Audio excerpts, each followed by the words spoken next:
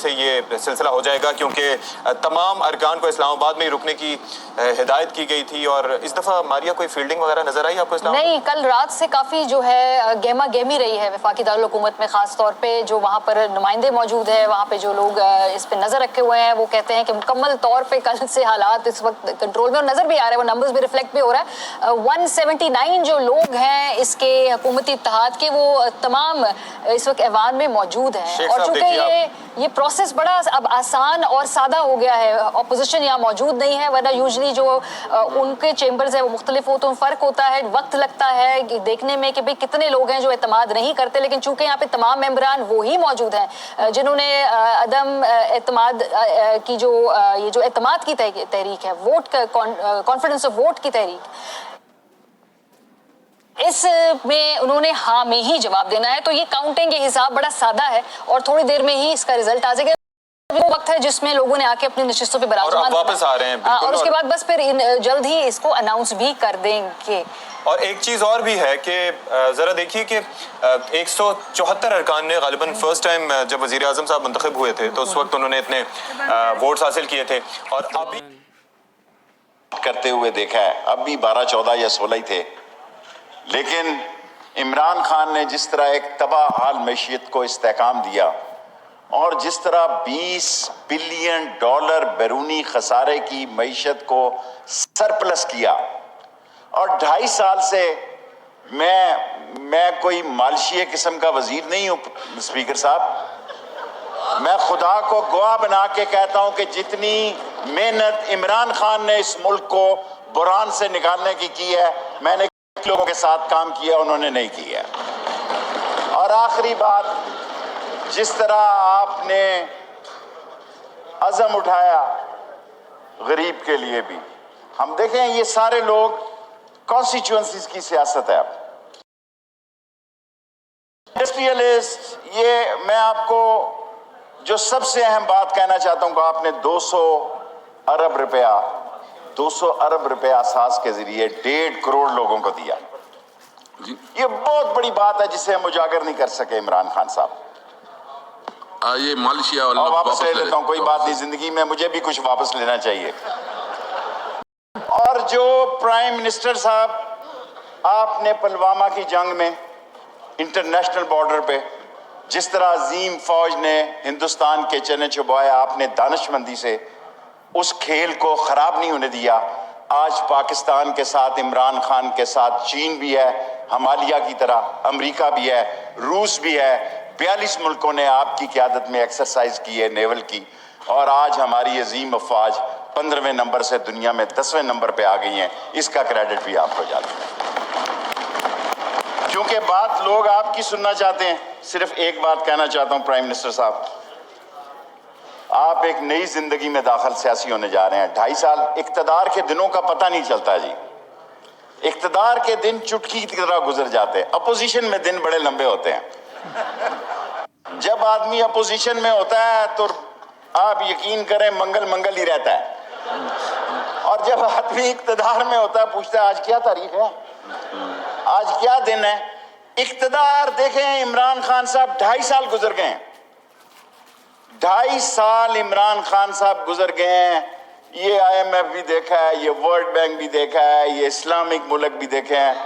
اب خدا کے آپ کو ایک نئی سیاسی زندگی دی ہے، غریب کے لیے نکل آئیں.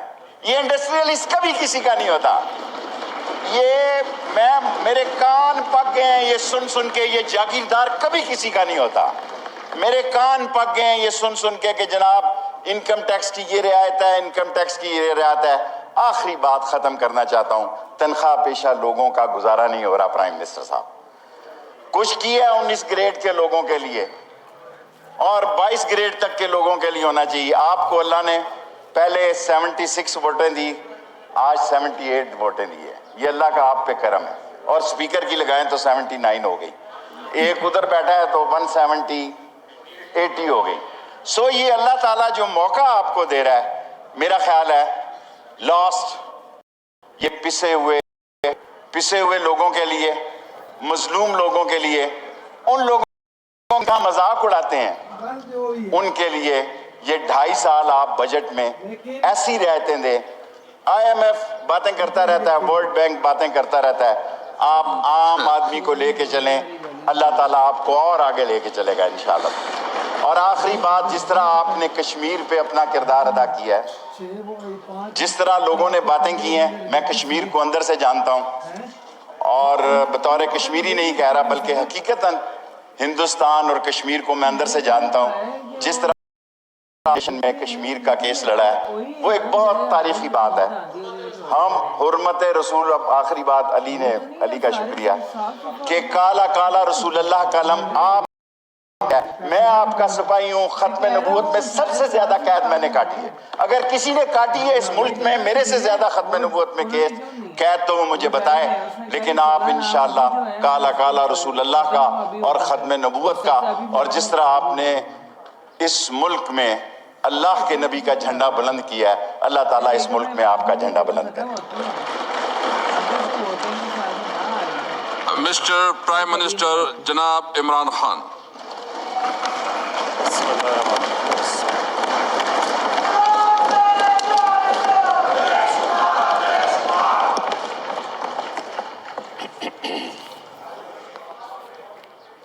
बिस्मिल्लाहिर्रहमानिर्रहीम।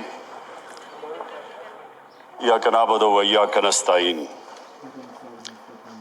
मैं सबसे पहले अपनी एलाइड पार्टीज़, अपने इत्तेहादियों का दिल से शुक्रिया अदा करता हूँ कि अभी भी और हर मुश्किल वक्त में जिस तरह आप मेरे साथ खड़े रहे, आपका बहुत बहुत शुक्रिया।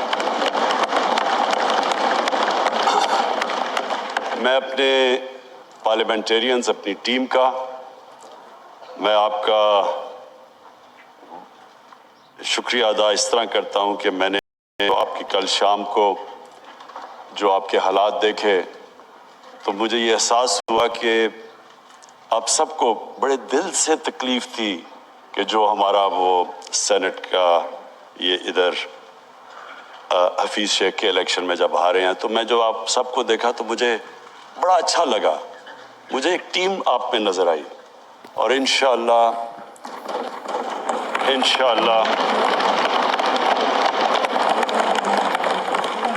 ये हमारी टीम मजबूत होती जाएगी, क्योंकि देखें अल्लाह कहता है कि मैं तुम्हारे ईमान को बार बार आजमाऊंगा।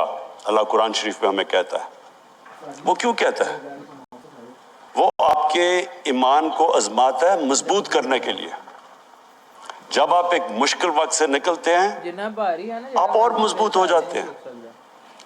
अल्लाह ने एक इंसान को एक ऐसा चीज, एक ऐसा उसका जो सबसे बड़ी जो उसकी मखलूक है, अशरफुल मखलूकात, उसको जो अल्लाह ने बनाया है, उसके अंदर उसने एक कंडीशन लगा दी है कि अगर आपने बड़ा इंसान बनना है तो मुश्किल वक्त का सामना करो, रेजिस्टेंस के साथ जाओ।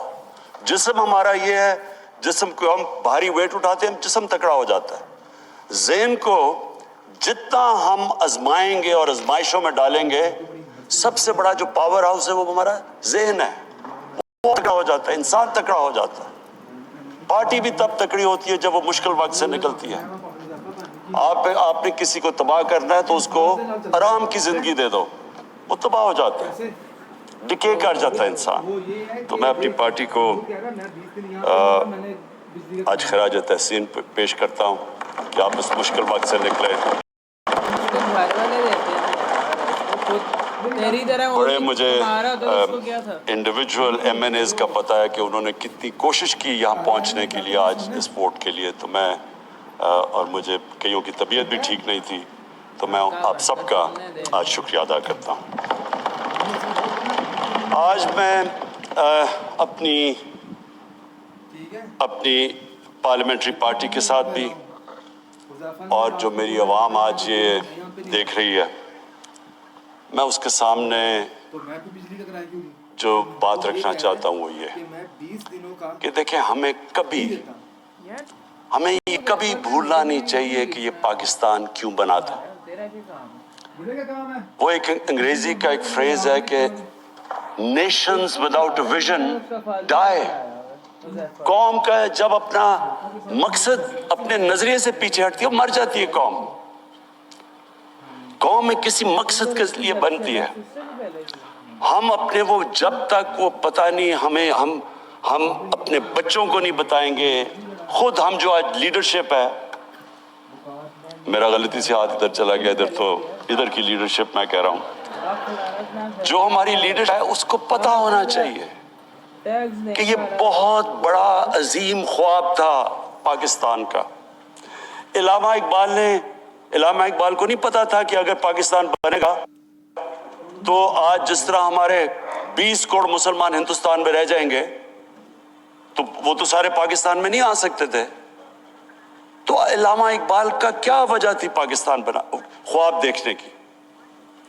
ان کی وجہ یہ تھی کہ ہم نے ایک دنیا کو مثال دینی تھی کہ اصل میں ایک ماڈل بنانا تھا کہ اصل میں ایک اسلامی ریاست کیا ہوتی ہے. اور وہ بیس کس کے اوپر کر رہے تھے پاکستان کی